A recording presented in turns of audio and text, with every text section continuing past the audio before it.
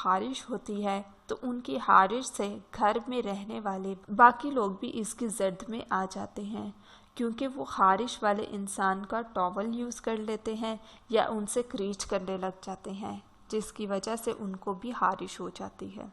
सो दोस्तों, कभी भी जब भी आपके घर में किसी को हारिश हो तो किसी का भी टॉवल यूज़ नहीं करें, क्योंकि हारिश एक ऐसी वबा है जो बहुत तेज़ी से फैलती है। सो ऐसी सिचुएशन में आपको चाहिए कि आप नीम के पत्ते लें, उसको पानी में बॉईल कर दें। जब उसको पानी में आप बॉईल करेंगे तो उस पानी को आपने छान लेना है। छान के आपने उससे नहाना है।